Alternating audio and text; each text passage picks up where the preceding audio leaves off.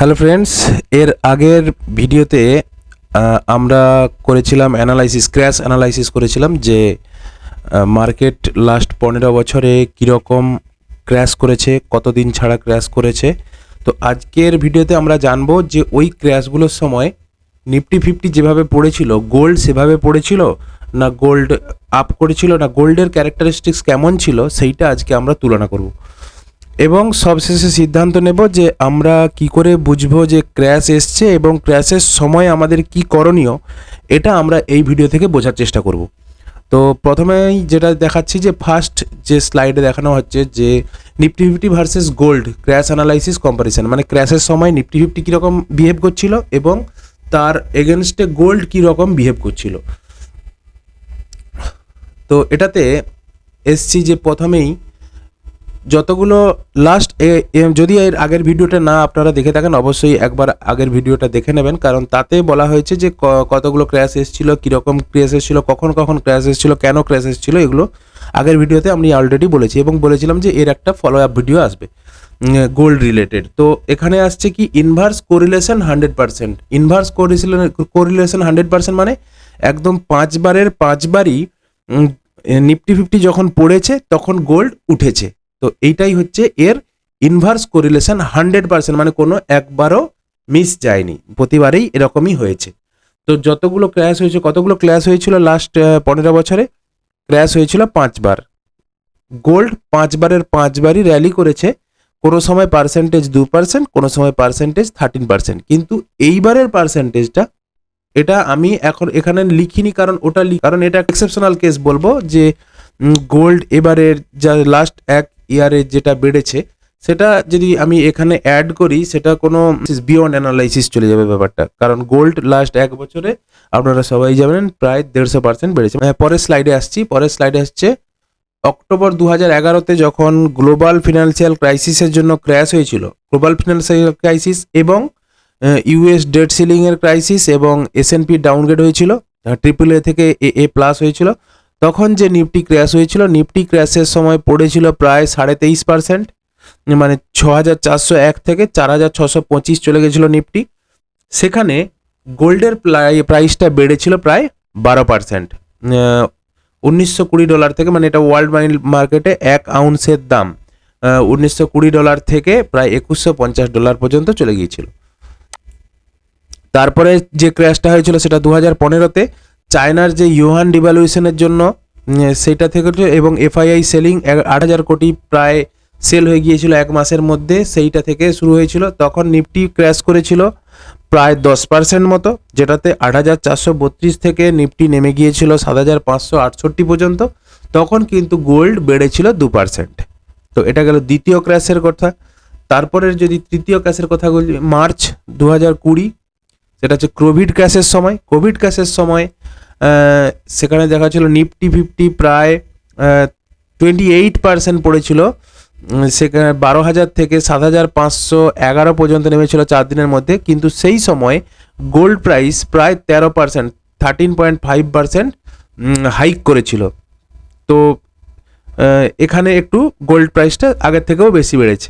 তারপরে আসছি 2022-এর যে ইউক্রেন ওয়ার এবং ইনফ্লেশন স্পাইকের জন্য হয়েছিল, নিফটি ফিফটি পড়েছিল প্রায় 11% এক মাসের মধ্যে।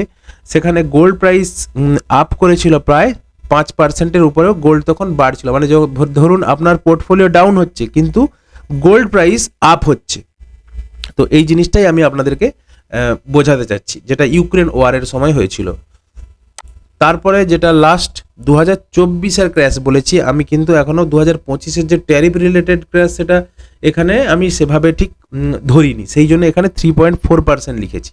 ঠিক আছে, যে লাস্টের যে 2025-এর যে ক্র্যাশ, মানে যেটা ট্যারিফের জন্য ক্র্যাশ, সেটা কিন্তু আমি এখানে ইনক্লুড করিনি। সেটা হলে সিনারিওটা পুরো চেঞ্জ হয়ে যাবে, কারণ সেখানে গোল্ড প্রাইসের কোনো এখানে ওই 3.4 থাকবে না কোনো, কারণ এখানে থাকবে 150%, মানে 1.5 গুণের উপরে বেড়েছে। সুতরাং সেই জন্য আমি ওই পোর্শনটাকে বাদ রেখেছি। তো নিফটি ফিফটি ডাউন হয়েছিল 2024-এর ডিসেম্বর থেকে 2025-এর যে মার্চ পর্যন্ত পড়েছিল প্রায় 10%। সেখানে গোল্ড প্রাইস এটা 10% হচ্ছে এক মাসে, এটা যদি পুরো কোয়ার্টার ধরা হয় এটা নিয়ার অ্যাবাউট 15% প্লাস ডাউন হয়েছিল। সেই সময় ওই এক মাসে যখন 10% নিফটি ফিফটি ডাউন হচ্ছিল তখন গোল্ড প্রাইস বেড়েছিল প্রায় 3.4%। মানে এটা যখন 10% ডাউন, ওটা তখন 3.4% আপ। এরপরে আসছি যে 2025-এর যে ক্র্যাশ, মানে লাস্ট যে ক্র্যাশটা, যেটা এখনো পর্যন্ত যে হাইটাকে আমি ব্রেক করতে পারিনি, তো সেটা ছিল সেটা কিন্তু ডোনাল্ড ট্রাম্পের ট্যারিফ কেসের জন্য। সেটা কিন্তু 2024-এর যে ইলেকশন শক, মানে ইন্ডিয়ার যে ইলেকশন শক হয়েছিল তার ফলে যে ডাউনটা হয়েছিল, এটা কিন্তু সেটার পরে এসছে। সেটা হচ্ছে 2025-এর ক্র্যাশ যদি বলি, যে ধরুন 2025-এর শেষের দিকে অক্টোবর নভেম্বর ডিসেম্বর এই সময়টাতে, তো সেই সময়ের যে গোল্ড প্রাইস সেটা কিন্তু এখানে ইনক্লুড করলে এটা 150% হয়ে যাবে। সেটা কোনো তুলনাতেই আসবে না, কারণ গোল্ড এতটাই উপরে চলে যাবে তখন মনে হবে যে আমি কোনো নিফটি ফিফটিতে ইনভেস্টই করবো না, শুধুমাত্র গোল্ডে ইনভেস্ট করবো।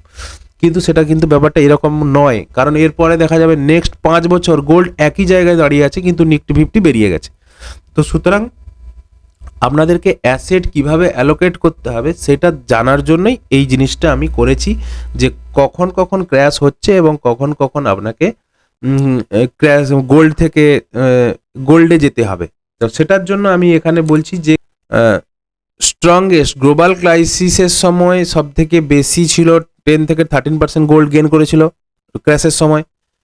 এটা একটু মডারেট, মানে 2022-এর সময় একটু মডারেট, কিন্তু প্যাটার্নটা কীরকম, যত বেশি স্টক ক্র্যাশ করেছে তত গোল্ড বেশি র্যালি করেছে। মানে এখানে বলা হয়েছে যে যত স্টক যত নিচে নেমেছে গোল্ড তত উপরের দিকে উঠেছে, এইটা বলতে চাইছি। তাহলে টাইমিং কখন হচ্ছে, gold peaks during crash week. আচ্ছা, এটার পরে আছে ইনসাইটস কি, গোল্ড ইজ 100% রিলায়েবল হেজ। মানে এই যে ক্র্যাশগুলো অ্যানালাইসিস করে দেখা গেল যে গোল্ড হচ্ছে আপনার যখন পোর্টফোলিও হেজ করার দরকার হবে তার মধ্যে সব থেকে রিলায়েবল অ্যাসেট হচ্ছে গোল্ড।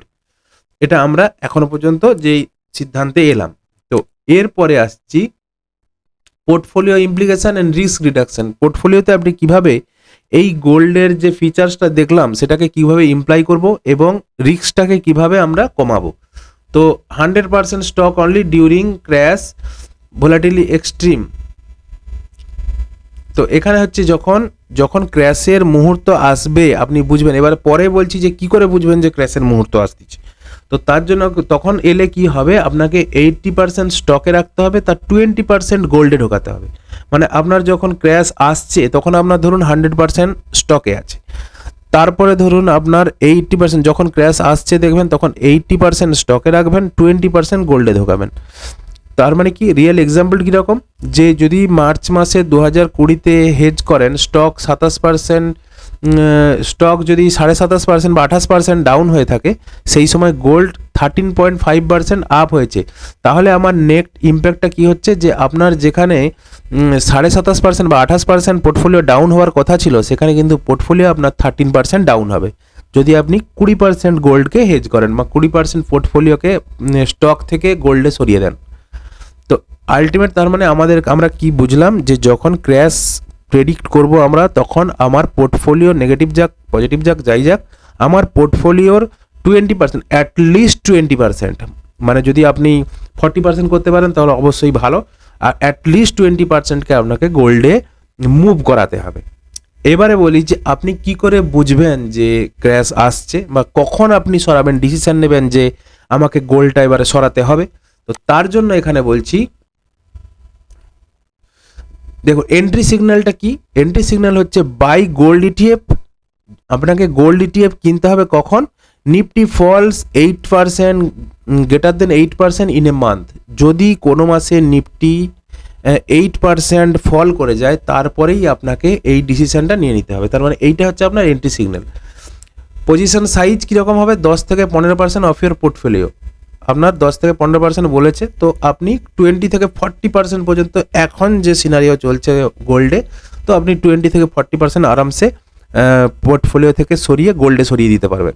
এক্সিট স্ট্র্যাটেজি কখন হবে, 50% আপনি কখন সেল করবেন, যখন আপনার অলরেডি পোর্টফোলিও রিকভার করে গেছে 5%, তখন আপনি 50% সেল করবেন, আর বাকি 50% 3 মাস পরে আপনি বাকি যে 50% গোল্ড, মানে যে আপনি 40% গোল্ড কিনেছিলেন, ধরুন পুরো পোর্টফোলিওর 40% কিনেছিলেন, তো তার মধ্যে 20%কে তার হাফ আপনাকে ছেড়ে দিতে হবে যখনই মার্কেট 5% রিকভার করে যাবে, এবং বাকি যে 50% আপনাকে ছাড়তে হবে, গোল্ডটাকে ছেড়ে আবার স্টকে কনভার্ট করতে হবে কখন, তার 3 মাস পর।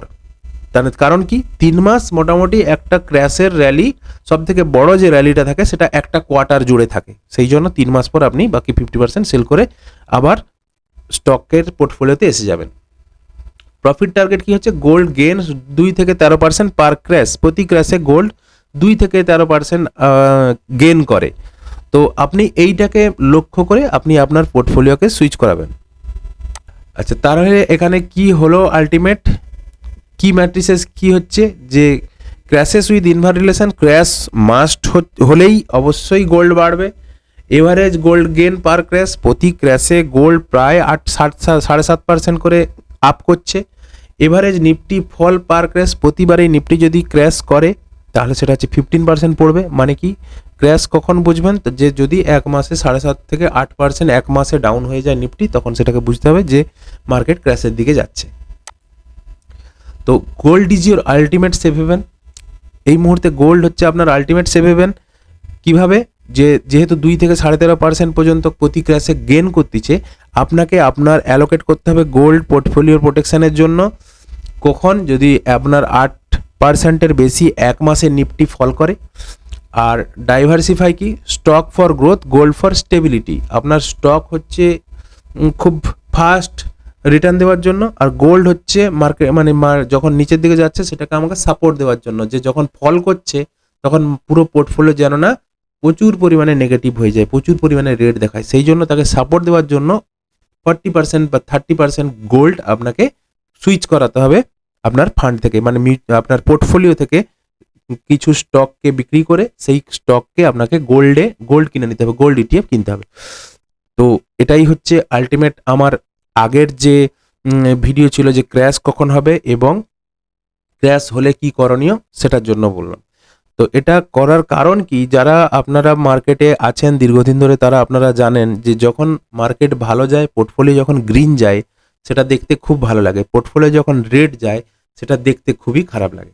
সেই জন্য পোর্টফোলিও যাতে না প্রচুর রেড হয়ে যায়, যেটাকে রিকভার করার জন্য আপনাকে বছরের পর বছর বসে থাকতে হয়, তার জন্য কিন্তু এটা হচ্ছে প্রিকশন। এবং আশা করি এই ভিডিওটা আপনাদের উপকারে লাগবে। যদি আপনাদের অন্য কিছু কমেন্ট করার থাকে বা সাজেশন দেওয়ার থাকে বা কোনো কোশ্চেন থাকে তাহলে আমাকে জিজ্ঞেস করবেন অবশ্যই। এবং যদি চ্যানেলটি ভালো লেগে থাকে তাহলে আমার চ্যানেলটি সাবস্ক্রাইব করবেন এবং বন্ধুদের সঙ্গে শেয়ার করে তাদেরও দেখার সুযোগ করে দেবেন। ধন্যবাদ, আজ এই পর্যন্তই। যদি সম্ভব হয় এর পরে এর একটা ফলো আপ ভিডিও আমি আবার আনার চেষ্টা করব। ধন্যবাদ।